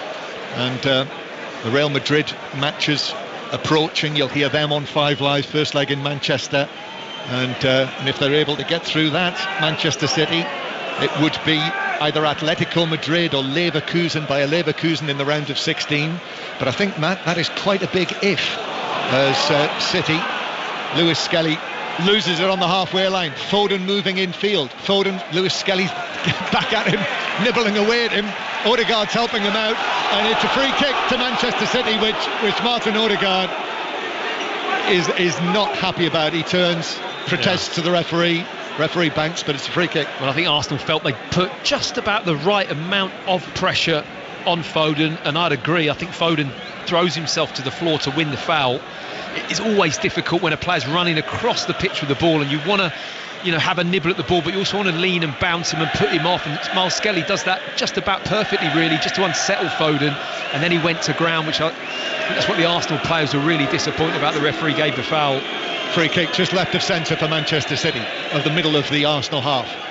Marmouche runs over it. Phil Foden left footed in. That's headed up and away by Havertz. Hasn't cleared the penalty area. Headed further away by Rice. Marmouche nods it back. Akanji helps it forward, but helps it with too much force, and it bounces harmlessly through to Raya, who, with one of those big hands, passes the ball out, sort of throws it flat with the palm of his hand to Partey, and Arsenal are able to enjoy a little bit of possession. Right now, Manchester City with 61% possession, but Arsenal winning 1-0 as Arsenal come forward towards the edge of the box. Partey plays it out here to the left-hand side. Trossard is able to get it down, and then up comes Gabriel from the back. Gabriel walks forward with the ball. Arsenal supporters behind that goal to our left, quite a number, start twirling their scarves. Trossard with a cross into the penalty area, but Odegaard can't keep it in at the far post as it bounced through for a goal kick to Manchester City. It's a big deflection on that cross. I mean, Odegaard and Trossard really having to go at the referee. That ball looped up in the air. I think there was a big deflection off of Foden, who was trying to block it. So I think the complaint was it should have been a corner, because it did just bounce out of play. And glanced off his shin, nicks off Foden, changes the trajectory of the ball, really loops and dips down at the back post, and then Odegaard doesn't keep it in, but last touch is off Phil Foden. Got away with one there. Arsenal continue to lead by 1-0. Lines open for 606. Robbie Savage and Chris Sutton taking your calls on 08085 909 693 to book your call. Hashtag BBC 606 on social media. Or you can text 85058. Trossard is being put under pressure by Mateus Nunes and actually almost ends up taking it all the way back into his own left back area. Back to Raya. Passes it out to Gabriel. And then again, Gabriel back to Raya. Got to be careful here, Arsenal. Playing it out with Marmoush and Foden trying the press. Raya passes it past Marmoush. That was dicey. That's well played, though. I know what you're saying. It always feels that way, but it felt really measured, and the movement off the ball, the space was there. As Havertz now through to Odegaard, but Guardiola didn't look. But Odegaard trying to win it back again, centre field. Bernardo Silva, though, with his crossfield pass, couldn't find Savinho, and Arsenal have got it back again, halfway inside their own half. Pep Guardiola, with his jacket buttoned up, turns away, palms apart. Offside flag against Martinelli through the middle. Free kick to Manchester City. So 1-0 it is. The Football Daily Premier League review will be available tonight on BBC Sounds, as is the case every Sunday night from BBC Sounds. If you subscribe to the app, subscribe for free. All live BBC Radio there, and all of the podcasts as well. I hear the Arne Slot interview with Gary Lineker is very good. That's on the Football Daily feed, as well as Alan Shearer with Alexander Isak. City, Foden into the area. Lovely turn from Savinho, right foot across. Haaland with a header, it's in! It's the equaliser! Beautiful little cross from Savinho, picked out the big Norwegian, and he was ruthless, and off he goes into the corner with his Manchester City teammates to celebrate, and that has come from the early second half pressure for the champions. Haaland hits 25 for the season for City, and it's 1-1 here. Well, it's been coming, and it's a big problem for Arsenal now, it really is.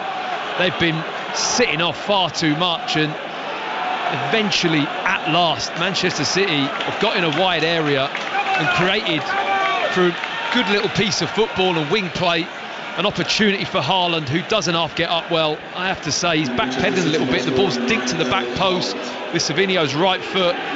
Saliba is just out of position. He's behind Haaland, who makes a really nice move to step in front of him, but he just switches off for a fraction.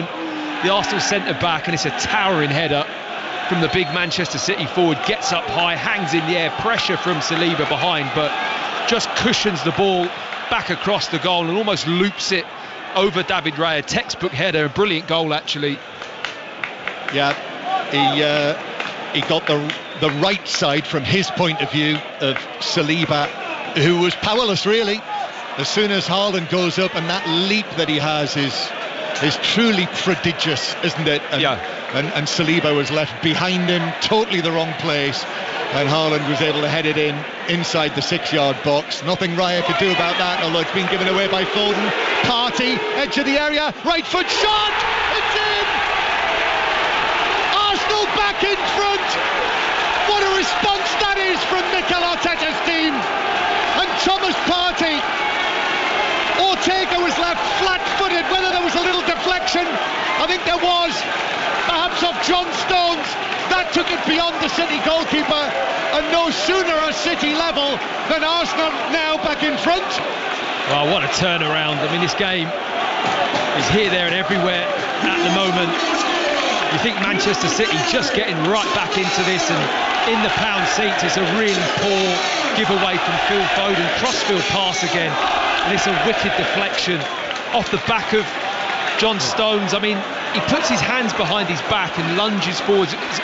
Sometimes you just want to stand up straight and be square when you try and block a ball. Because he turns his back, the ball ricochets. It's a decent hit from Partey, but it's going straight at Ortega, and it spins off the back of John Stones, loops up in the air and goes right into the far corner. Ortega absolutely no chance with the deflection, but Manchester City creating their own problems again with Phil Foden giving that crossfield pass away to Partey was so poor.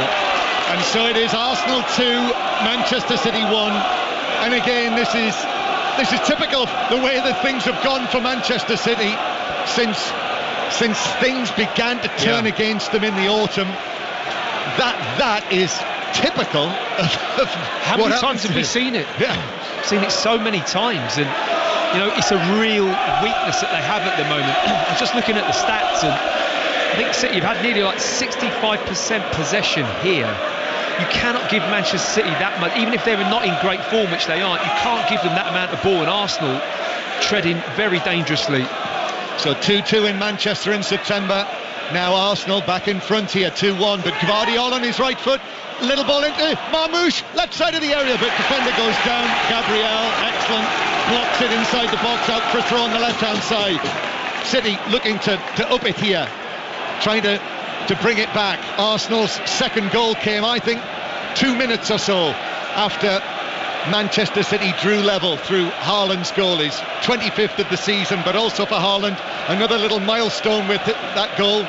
His 250th of his club career in his 313th appearance as Foden passes it forward. Odegaard, but Partey, long pass through the middle for Havertz to run onto, but Akanji was there first, coming across in front of the German international, and City played back to the goalkeeper. I mean, who cares how many touches the ball you have when you've got numbers like that, John? What you just read out about Haaland, they're just phenomenal. You can see why Manchester City have committed to a 9-year contract. Can't you just? So that's 250 and 313 appearances. And just to compare, Jimmy Greaves reached 250 in 304. Yeah. Here it's phenomenal. Lewis Skelly, which shows you what a good player Jimmy Greaves was. As the ball is played through for Arsenal to Havertz. Trossard back to Havertz. And Gabriel on the ball. The ball through to Partey. Partey now, Havertz through the middle, but the shot was blocked, and Marmoush was able to tidy up after it deflected to him on the edge of the penalty area. I thought there it was going to open up for Havertz. I like that he took it early, John. You know, I'd rather see that kind of decisive action than dwelling on it and not sure. I mean, it rolled into his path. It was a nice little pass from Thomas Partey, and Havertz tried to strike it early with his left foot. So Arsenal back in front. Briefly, it was level at 1-1. 5 Live in the World Service from the BBC. On this now cold evening in North London. Cross from Mateus Nunes, headed down and away, and then cleared away by Trossard towards the halfway line. The Arsenal supporters to our left, in front of us, highly engaged in this. They can't believe it, John. I think when that City equaliser goes in, you're actually thinking they're in a bit of trouble here, Arsenal. They're not really getting hold of the ball, they're not really probing or having any kind of piece of the game. It's all Man City, and you go level, you concede a goal, you think this is going to be an uphill battle. To go back ahead so quickly, what a gift that is. I mean, the Arsenal fans are absolutely delighted, but very fortunate to be in this position. Arsenal coming into today 9 points behind Liverpool again. It is essential for their hopes of winning the title for the first time since 2004. The slim hopes really that they have of that happening, but they are winning. Manchester City, though, attacking, asking questions. Savinho into the penalty area, but that runs away from Foden through for a goal kick to Arsenal, who I'm sure again will just try to break up this Manchester City momentum. Incidentally, since Arsenal last won the league, Matt, Manchester City have won it 8 times since Arsenal were last league champions. Here's Raya with the goal kick into the centre circle. It's allowed to bounce. Havertz, and then headed forward by Rice. Trossard is through the middle, but that comes off Akanji. The ball loops forward. Rice heads it out to the right-hand side. Martinelli, who scored the winning goal in this match last season, plays it back to Odegaard. Now Lewis Skelly with Rice backing away on the left side of the box. Rice then places a pass into the path of Thomas Partey. Even though it was a deflection, it will be Thomas Partey's goal. I'm sure it was on target. Rice then back to Lewis Skelly, who turns. Lewis Skelly into the air, right foot shot. Ortega can't keep it out. What a goal for Arsenal! What a goal for the 18-year-old! What a time to score his first senior goal in an Arsenal shirt!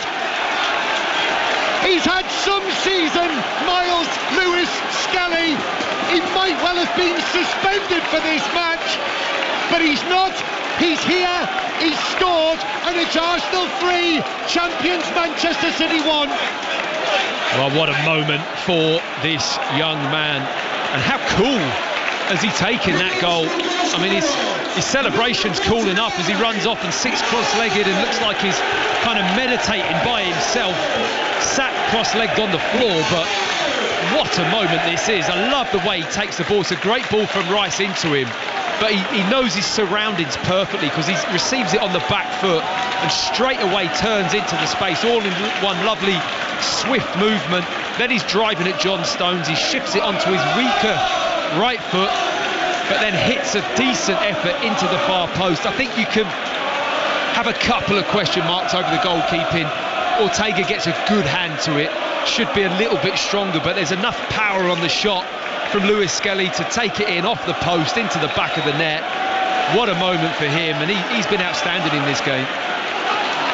What a moment of his career so far.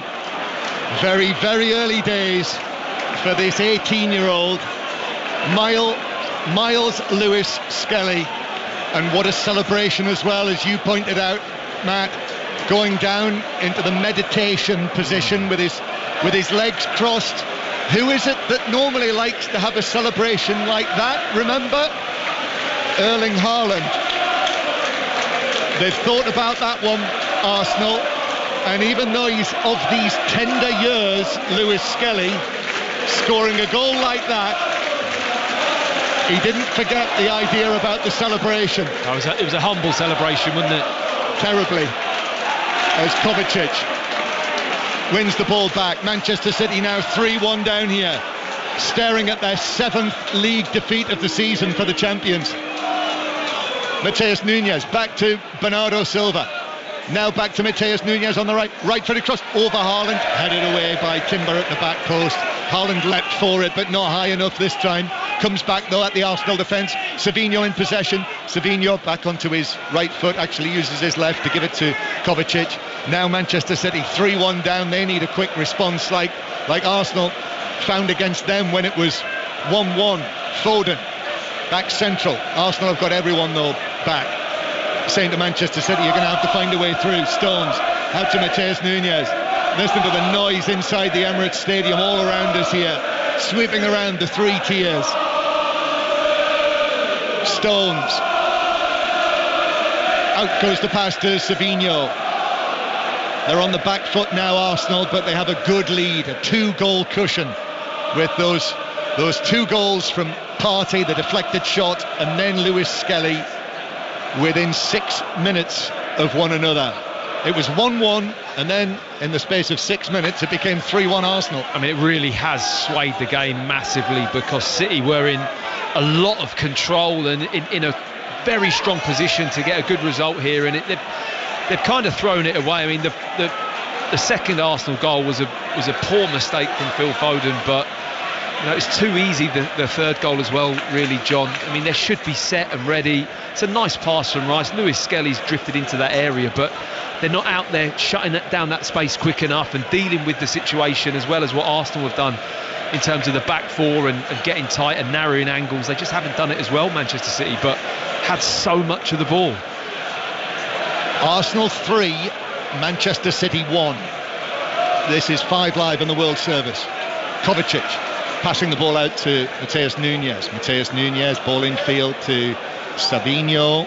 Savinho's pass, Guardiola's going to do well to control that, and even with that excellent touch that he has, I mean, it was above waist height, up went his left leg, got a touch, but couldn't bring it down, and it's out of play for a throw. Yeah, it would have been touch of the season, never mind save of the season. That would, if he'd have brought that one out the sky, Guardiola. Throw into Arsenal in their own right back position, and Pep Guardiola just turns away and walks down that little slope and sinks back into the red and white seats. You'd love to know what he's saying to his assistant there, wouldn't you? Well, they've got their hands over their mouth. So we can't lip read. There's things that he's not. If I'm honest, I think there's like an intensity and physicality that they lack a little bit, certainly in defensive situations, which has cost them a lot. But it just makes them a little bit soft when they get into that position where they have momentum and you think they're going to kick on, and then the sloppy goal goes in and they're just not quite at it. Well, we saw it in Paris, didn't we? We did. You and I were there. Yep. A couple of weeks ago when PSG came back at them. Kovacic challenged by Havertz. Well, that's not a free kick. He's got the ball, and Arsenal break, and Rice plays it through to Martinelli. He's a little wide, right side of the box, shoots, and Ortega makes the save, diving down to his right, and it bounces to Trossard. Trossard turns Akanji, then Akanji in with the challenge and catches the Belgian. Down he goes, free kick Arsenal in the Manchester City right back area, clutching his left shin. Yeah, Bernardo Silva just lost his head a bit there, to be honest. Goes in, he's frustrated, kicks through Trossard. I don't think he picked up a yellow card for that, Bernardo Silva did. I couldn't see too many people kind of stood up in the way, but have to get up now. Yeah. But it was a great chance for Martinelli. Lovely break from Arsenal. Declan Rice driving with the ball. He does it so well. Comes onto his left foot and then sees the angle pass to Martinelli. Wide on the right, and Ortega makes a comfortable enough save with his right hand. It's a nice height, the shot from Martinelli across the goal. But Arsenal will just sit off now. I mean, they've done it all game. And City are going to have to be wary of that counter-attack because they will break quickly, Arsenal. No, I don't think it was a yellow card. No. So free kick to Arsenal, and they are slowing it down as much as possible. Trossard spent a good while on the pitch, and now Rice is accidentally on purpose put the ball in the wrong place. Yeah, it's a corner setup, isn't it? So literally so close to the corner flag. Peter Banks says to Declan Rice, you're going to have to move it 2 or 3 yards, which he does. So that slows it down, and now still can't take the free kick from near the corner flag because there's a little bit of something going on inside the penalty area. Martinelli and Mateus Nunes, perhaps. Guardiola is there as well, and so Arsenal prepared to take this free kick. Right, it is like a corner. It's speared to the near post and it's cleared away by Mateo Kovacic. Just volleys it straight back out towards the left-hand side where Arsenal have the throw. 20 minutes to play here, but Arsenal, I probably hesitate, Matt, to say comfortable. Yeah. You can never take anything granted. It's probably as comfortable as what they're going to be or have ever been in this fixture for quite a while, I'd have to say.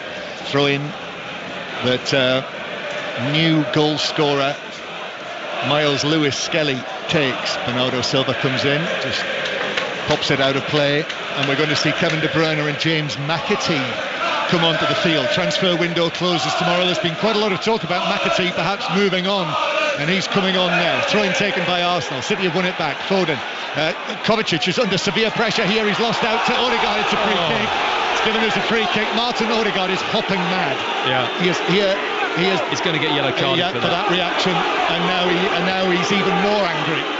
Arms throwing in the air, and more arms in the air from Odegaard. Yellow card though for the Arsenal captain. Yeah, he has such intensity with his tackling, and I think he gets in with Kovacic, who dives to the floor, and it's a strange tackle. He kind of back heels his foot around the front of Kovacic. He may make a little bit of contact with Kovacic before he wins the ball, which I think is the reason why Peter Banks gives the free kick, but he's really unhappy so much. And not often you see that from Odegaard, is there? But he gets a yellow card for that kind of reaction. He normally manages to contain that, but so such is the magnitude of the game. That even Scandinavian temperament. Yeah. These two changes now for Manchester City. Foden and Marmoush, two players who you would say would be potential routes back into the game for Manchester City, as De Bruyne and McAtee come on to replace them. So that's 2 appearances for Marmoush without getting off the mark. He had 1 shot in the first half. It's not been as encouraging quiet, wasn't he? As it was last week against Chelsea, and it's Arsenal again on the attack. Kimber down into the Arsenal left back position, plays it across, wins the corner, comes off the defender, behind, corner to Arsenal. Perfect scenario for Arsenal now. Slow the game down. Are these the dark arts then, John? Is this what we're talking about? Just taking your time with the corner, stuff like that? Is that, I think, seen as a dark art? I think so, yeah, that's it. Yeah, well, I'll expect a bit of that in the next 20 minutes or so, and taking a bit of time with a throw in, and David Raya, mate, waste a little bit of time, but this is how they grind teams down sometimes, and I think Arsenal got many different sides to how they play, and this is just one of them. They all employ the dark art. Show me a top club. True. Show me any club. Yeah. It doesn't employ them. So it's a corner. Odegaard got right underneath that. Ortega comes, gets a punch, still in the area, bounces down. There's a collision in the box as well, but it's taken away by Savinho, but he's shown too much of that to Trossard, who was able to squirrel in and win it back. And then Raya's ball downfield is taken down by Guardiola. Squirreled in. He did? Yeah, good term. Yeah. He's had a good game, actually, the Squirrel. He's been all over the pitch, to be honest. Much like her. He has. Yeah, minus the bushy tail. 3-1 to Arsenal. Here's a Kanji. And then Mateus Nunes. So time is beginning to run out for Manchester City, who have not lost in the Premier League since before Christmas. It's been a better run for them in the Premier League, despite their struggles late on in the Champions League. And that defeat in Paris, the last defeat in the Premier League, was at Villa Park just before Christmas. Miles Lewis-Skelly runs away from Haaland and wins a free kick. Haaland, was that a little tug? Kovacic came in with a challenge as well. But he's the hero, he's the new hero, Miles Lewis-Skelly. Well, confidence is through the roof. He's twisting and turning out from the left-back position, driving in with the ball. Seeing Haaland come, thinking, right, I'll have you as well. I'll get my arm up and I'll try and smash you out the way as I'm going through. Haaland fouls him. I mean, what a game he's having. I mean, you feel for someone like Calafiori, who's come into the team, hasn't been able to get a rhythm going. With his injuries With his injuries, I mean, he's done really well when he's played. I like him as a player, but hasn't been fit. And that little door opens and someone like Lewis-Skelly walks in and goes, bang, I'll grab that position. And now Calafiori has got one heck of a fight to get back in the team. He has. Well, a little door opened for him inside the Manchester City penalty area, didn't it? Where he worked his way through. It was open more than a jar. Yes, it was. And Lewis-Skelly scoring his first senior competitive goal for Arsenal in his 19th appearance. This is only his 11th start for Arsenal. And that's the confidence of youth. 3-1 Arsenal lead, 5 Live and the World Service from the BBC. On 5 Live, Robbie Savage and Chris Sutton standing by to take your calls on 606, the most popular football phone-in the UK. 08085 909 693 to speak to them, and we'll be bringing you as well during 606 with a bit of luck, touch wood, the live interviews, which will be quite a contrast if it stays like this. Mikel Arteta and Pep Guardiola, so listen out for that, and all of the details on today's football on the football pages of the BBC Sport website and app. I can see our own Phil McNulty tapping away on his keyboard just to our right, squirreling away with his Panama hat on. Here is Akanji. Kovacic through to the edge of the area, but it bounces away from Savinho, and it's passed forward by Partey for Martinelli. Martinelli speeding, Stones and Akanji are back, still Martinelli, and then left foot shot is buried by Havertz. 4-1 now Arsenal. What a day for them. The team that's pipped them to the Premier League title in each of the last 2 seasons are being dispatched in style today at the Emirates. 4-1 it is, and Manchester City are plunged into another crisis. Well, Lewis-Skelly with the meditation-style celebration, very humble. Not too sure about that one from Kai Havertz, the more caveman-like knee slide into the corner flag, punching his chest, thumping his chest, shall I say, in delight that he's put one in the back of the net, made up for that missed opportunity in the first half. It's a counter-attack that's been happening all second half. They catch City cold, into Havertz, cuts back inside onto his left foot. John Stones just can't get close enough to him as he's trying to put the brakes on to stop him coming inside. The momentum's there, and it's a nice left-footed finish into the far post corner. He strokes it home really calmly. He just doesn't think about it. It's more an instinctive finish from Havertz, and Arsenal are in total control now. And I think part of the feeling in that sliding on his knees celebration from Kai Havertz was probably frustration and disappointment with himself that he wasn't able to take that chance in the first half, as you said, Matt. Yeah, because it would feel responsible. That's his job. That's what was in the team for those opportunities. That's like a centre-back or a goalkeeper making a mistake to concede a goal. It's the same thing. So he wanted to put that right, and he has. I'm pleased for him that he's put one in the back of the net. 15 goals for him now this season, and that surpasses his total of last season. And he's now scored in 3 consecutive home matches, Kai Havertz, and that should put the seal on it for Arsenal. It should put the seal on it. Manchester City, De Bruyne plays one over the top for Haaland, but that's got too much on it, and it will just run away through to Raya, who's able to pick it up. And Arsenal now, and again, also part of the feeling, Pep Guardiola comes out, he looks exasperated now. It's another heavy defeat for the champions. You look at the difference in that breakaway there. I mean, Stones getting back, but, hasn't played a massive amount of minutes this season. That sharpness, you look at Gabriel and Saliba, they're just in that, peak game form, aren't they? In those moments in these big games where you've got to get that little bit closer to stop the shot. City, you're just off that at the moment. So 4-1, Arsenal lead here. And this is another day where Manchester City have shipped goals. So say you and I saw them in Paris a couple of weeks ago, let in those 4 goals that went bang, bang, bang, bang into the back of the City net. Remember the 4-0 at home to Tottenham. Remember the 4-1 away in Lisbon against Sporting. It's just so unlike them. Yeah, it is. It is. They've just lost that ability to really compete in those key areas of the pitch, and that is certainly in their defensive box. When you've got Haaland on the pitch, he's always going to compete well in the attacking box, but defensively in their own 80-yard box, they're just not tired physical enough. And yes, they continue to have these injury problems, but so does everybody. As Odegaard plays it through now, Arsenal looking for a 5th. But Stones is able to get there ahead of Havertz, and then in comes the challenge from Gvardiol. But with that challenge, he's put it out for a corner to Arsenal. I'll tell you what, there's a good 15 minutes or so left in this game. I wouldn't say that the goal tally has stopped yet at the moment. City look really shell-shocked and on the back foot, and Arsenal relaxed, calm, aggressive in what they're doing. This crowd want more. These City players who are out there look quite downcast, don't they? Slumped shoulders. The body language is not good. Corner to Arsenal then. Where's Gabriel? Near the penalty spot he is. Gabriel then trots to the back post.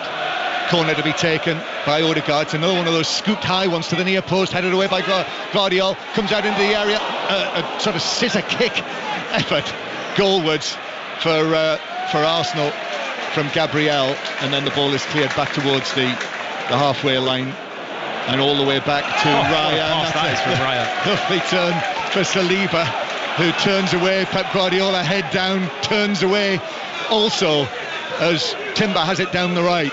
And it does have the feeling that Arsenal could freewheel here. There is that feeling inside the stadium here with 10 minutes to play. You can hear the atmosphere inside the ground. Well, when your goalkeepers are pulling out disguised reverse passes and breaking lines through the midfield when he's outside his box, you know that confidence and the feeling is high in this stadium, and Arsenal look like they're cruising now. Arsenal have won just one of their last 18 Premier League matches against Manchester City. They've lost 13 of them. Lost 13 out of 18. Not today. Arsenal are having their day here in North London. Odegaard now turns 25 yards out. He started the scoring. Ball right across the penalty area from Timber. That's blocked in the box out to the far side. Arsenal doing this without Bukayo Saka as well, we should add. Such an important man as it's given away to Partey by Manchester City. And Arsenal continue. Odegaard brilliantly turns away from Savinho onto his left foot, tries the cross, that's blocked, comes out again. Arsenal man gets there first ahead of Haaland, and that's given us a free kick. Haaland just easing into the challenge on Gabriel, and it's a free kick to Arsenal in the middle of the Manchester City half. 4-1 Arsenal lead. Haaland just offering his hand to Gabriel to help him up off the ground. I think Gabriel grabbed hold of his shorts and explained something as he puts his boot back on, because Haaland trod on the back of his heel, I think, and as he tumbled him to the ground. And he's done his bit, Haaland, and got his goal, but other than that, there hasn't been much to shout about for this Manchester City team that have dominated huge passages of this game. In terms of possession, I mean, it's really balanced out since the third goal went in, and I'm sure Arsenal now have just got their percentage a little bit higher, but City with near 65% of possession when they scored. Arsenal going to make their first changes now. Mikel Arteta is actually going to substitute Martin Odegaard, who is on a yellow card, so that probably is a factor. And Leandro Trossard also is going to head back to the hutch. And Marino and Nwaneri will come on. Nwaneri, fresh from scoring his first goal in the Champions League in midweek, he's cheered on. Yeah, another promising top young player into the team. I mean, it's been a brilliant season for Arsenal in that sense. Lewis Skelly and him really established himself as the future of this Arsenal team. So Nwaneri will go across there into the Bukayo Saka position on the right, so Martinelli will come across to the left. Yep. And play will resume with a free kick. 6:06, about 15 minutes or so away.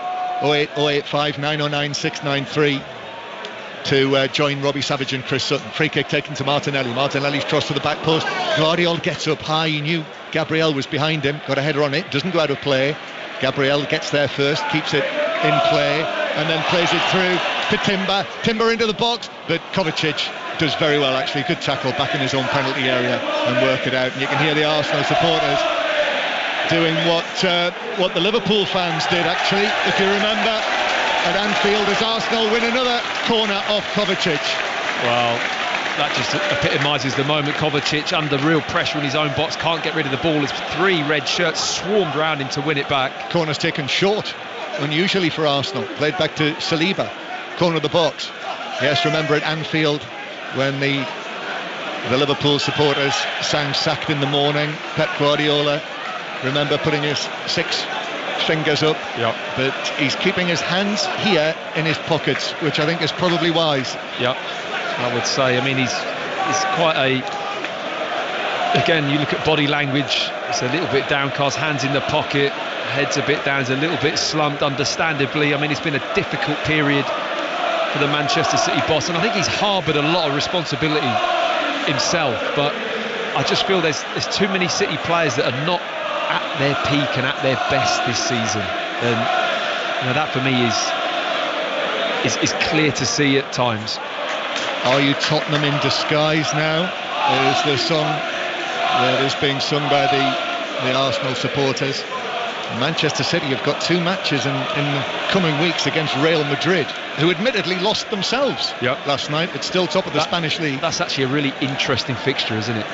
I'm told that Rudiger was injured last night, which would be a big loss for Real Madrid. However, Manchester City, fragile Manchester City, as Nwaneri might have just been caught there by Bernardo Silva after he passed the ball away, but he kept his feet. All credit to him for doing that. Yeah, they miss a fit and fully pumped up Ruben Diaz, don't they? Think how well he's played for Man City the past 2 or 3 seasons. I think his physicality and how he defends, there's I don't know how long he's out for, but I don't think the suggestion is that maybe not too far away for Diaz. What, for Madrid maybe?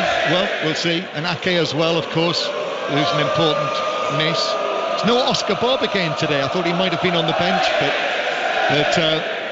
Manchester City, I'm not sure in their current mood, their current mindset, whether anyone, apart from probably Rodri, would have been able to make a difference here today. I think we spoke before on Edison in goal with how that started. The passes from Ortega, I didn't like the look of early on in the game, and it just set Man City a little bit edgy first 15 minutes. Certainly the first goal they conceded, whether or not he would have made different choices and managed the game differently, I think that's an interesting talking point. Yes, it is. Arsenal 4, Manchester City 1. Next, Arsenal go to Newcastle on Wednesday night.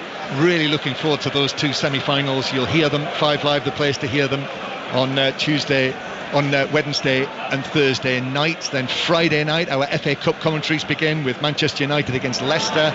Big sporting weekend with all of the FA Cup commentaries, and England-France as well in the Six Nations, which is next Saturday tea time, same time as the Ireland-England game yesterday. And all of those matches, 5 Live Sports Extra, you'll hear them over the course of the end of this week and the start of next. But Newcastle starting with a 2-0 lead against Arsenal from the first leg, as Raya has got the ball just outside his penalty area. He's goading Manchester City, foot on the ball, saying, come on, see if you can come and take it off me. And it's the Olays, and Partey flicks the ball away, and comes McAtee to get a touch, but that takes it to Timber, and Timber to Nwaneri on the right hand side, and little Nwaneri now beats McAtee, left-footed cross, good one as well, but headed down and behind by Akanji for a corner. Well, I thought Arsenal taking the mick a little bit, to be honest. David Raya trying to play out and what have you, but they do it so well. Partey, great touch into midfield, just spins the ball, lifts it over a player, and then driving through the line of pressure. And Arsenal creating another opportunity to get across into the box, which is defended well from Akanji, and now they're going to take their time with an in-swinging corner with, is that Nwaneri over the far side? On the corner, I think it might be. So Arsenal with this latest corner into the near post, it goes Haaland. Oh, and there's a deflection there, and it was obviously off an Arsenal body at the near post. Timber, I think it might have been, it touched at the near post as it whizzed wide of the near post and behind for a goal kick. Another couple of Arsenal changes, and Mikel Arteta is going to give Miles Lewis-Skelly his moment in the spotlight. He's being substituted in the 90th minute on the day that he scored his first goal for the club, his first senior competitive goal. He applauds the Emirates, and the Emirates gladly applauds back. A great day for him. He hugs Calafiori. He also gets a handshake from Raheem Sterling and from Mikel Arteta. He's got a smile on his face as wide as can be. Soak it up, young man. You deserve it. Brilliant performance, great occasion. Been really building into the team, such to the point where he stays in the team with Calafiori fully fit to play. That's where Arteta's putting him at the moment, and this performance here has just kind of cemented that decision from now. And now he's got a great problem, shall we say, that a manager has, of having two left backs that are in pretty good form. 3 minutes of added time, Arsenal pouring forward again, looking for that fifth goal, and then Sterling plays it across, and down goes Ortega to make the parry from the cross that came over from the right. Declan Rice keeps his feet. The mood is so buoyant among the Arsenal fans around us here that they even forgot to grumble when Raheem Sterling came on. Here's Rice down to Martinelli. Martinelli chips it down the line. Calafiori's after this down into that area where we can't see very well, so I have to get to my feet. And Calafiori with those. Struggled a bit there, John. I did, yes. Got up in instalments. Yeah. Still, I did get up. That's the main thing. Calafiori came running away with it, with his hair flowing. And it's a little bit like Arsenal, isn't it? Calafiori's hair, they're flowing and looking lustrous. They are. It was a tough game to kind of predict really today, wasn't it? Very indifferent. Must win for Arsenal. Felt more important for Arsenal to win it. It did. But you just can't account for City at the moment, can you? You're not quite sure. There's moments of really good stuff, and then crazy mistakes that have really cost them in this game in key moments. I still think they're a dangerous opponent in the Champions League. I completely agree, because if you take those out of it, you've got a very different match altogether, and they're the fine margins. But at the moment, City are just making too many of those errors. And also in the Champions League, they will be underdogs, bizarrely, for City. And they are very, very dangerous underdogs. Here's Sterling, after he had his penalty saved in Spain on Wednesday night. Declan Rice is able to take it up on the left-hand side. They will enjoy this, Arsenal. For such a long time, they've been second best to Manchester City. And the win last season, remember the late goal from Martinelli, that was very tight, wasn't it, that match? But here, this has been nothing like tight in the end. Arsenal are winning handsomely, and Rice goes for a cross field ball. One area! Oh, what a finish! That's the way to do it, Arsenal! First, Lewis Skelly scores. Now 17-year-old Ethan Nwaneri scores a glorious goal to cap this off. A day to remember for Arsenal. 5-1 against Pep Guardiola's Manchester City champions. Well, Manchester City are completely broken, but you can't take anything away from the quality of this Arsenal goal. Patient build-up. It gets set back to Declan Rice, who spots Nwaneri in an ocean of space, but he's the complete opposite side of the pitch, but he switches the ball first time with his right foot and a bit of swerve straight into Nwaneri's feet. His first touch is like glue, just sticks right to him, steps inside. Gvardiol can't get out to get tightened up, and that's been typical of Manchester City in and around their 18-yard box. They're a yard off it, and you allow the quality of Nwaneri on his left peg to come inside. That's the outcome. Brilliant finish. And the final whistle goes on what has been a rout for Arsenal and Mikel Arteta against Pep Guardiola and the defending Premier League champions. Mikel Arteta walks across to his old boss. Remember, 3.5 years at Manchester City as Pep Guardiola's assistant. This is his greatest day since then. Yes, he's had the odd victory over Arsenal, over Manchester City, but never anything like this. 5-1 for Arsenal over Manchester City. You would never have called it, would you? I mean, you wouldn't have gone that far, but such as the recent City form, very spiky up and down, the frailties we've seen, and they were on display here this afternoon after coming back into the game looking the stronger team, and then within minutes that's flipped on its head. That's how fragile they are at the moment, from looking, wow, yeah, you're in a rhythm, you're looking good, and then bang, they're gone. And Arsenal, I mean, it's a very different end to this game. Everyone very respectful. I think Manchester City accepting they've been well beaten, and Arsenal just really enjoying the moment. Some great moments for Arsenal to savour as North London Forever strikes up again, and red and white scarves are raised all around the Emirates Stadium. And yes, everything is very civilised now amongst the players out on the field. But the way Havertz celebrated his goal, for Nwaneri to round it off, I think the way that Lewis Skelly mimicked the Haaland celebration, the meditation celebration, they have really enjoyed this, Arsenal. Oh, they've had fun. They've enjoyed it, and they've had to work hard for it, because there's been moments in the game where you really felt they're under the cosh. But I think they've got a good team spirit.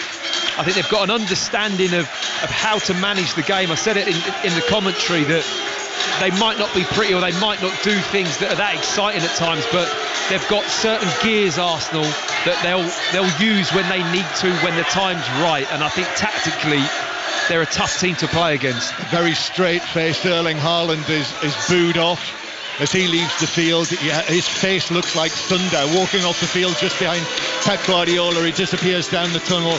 But the City players now disappearing, the Arsenal players still going around the ground. What a contrast. Body language of Manchester City. Remember, these are the teams that finished first and second in the Premier League in the last 2 seasons. Arsenal missing out, but different today. Arsenal coming into this one above City in the Premier League table. It's big smiles all round for Arsenal as their players go down the tunnel. And for Manchester City, never mind that run that they had of 1 win in 13 matches. This feels like a new low for the defending Premier League champions. Being beaten here by Arsenal. 5-1. Odegaard, Partey, Lewis Skelly, Havertz and Nwaneri.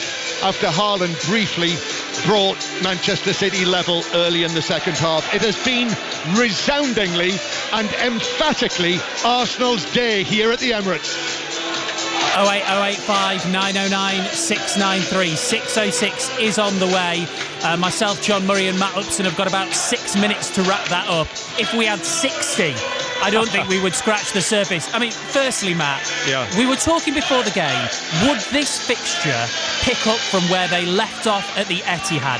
Would we get the bite? Would we get the aggression? Would we get the feeling? From Arsenal we did, from Manchester City we did not. Yeah, I mean, I think it was a very different game. It wasn't as fine margins, this game, as that one at the Etihad. You knew that there was going to be something very small that was going to tip the balance. This is a completely different game. Arsenal with the early goal, from the mistakes from Manchester City that they'll just look back on and go, we've handed this game to Arsenal after being in quite a controlling position. And I think that's been the real shock. I think the stadium's shock. I think Arsenal are shocked that it was that easy to get back up to 2-1. And then after that, the holes were open from Manchester City. They really faded off. And it was cruise control for Arsenal at the end. So yes, there was bite in it, but City had big moments of control that usually you see them utilise that and turn that into their advantage, but they didn't do it today. It was just all of those moments, John. It was Gabriel celebrating in Haaland's face after the first goal. It was how Miles Lewis-Skelly celebrated his goal. It was Havertz at the end when he scored his goal. All of that for Arsenal felt like that same level of aggression and hunger that we saw at the Etihad. Even when Manchester City scored, it just didn't feel like anything like what we've seen from them previously. No, and I think the audacity of youth of Lewis-Skelly to pull off that celebration when he's just scored a goal like that. I mean, that shows you the confidence of a teenager, doesn't it? I don't care what City think. Yeah, I'm going to do this anyway. And yeah, they've channeled it in the right way, haven't they, Arsenal? Which is reflected by the scoreline.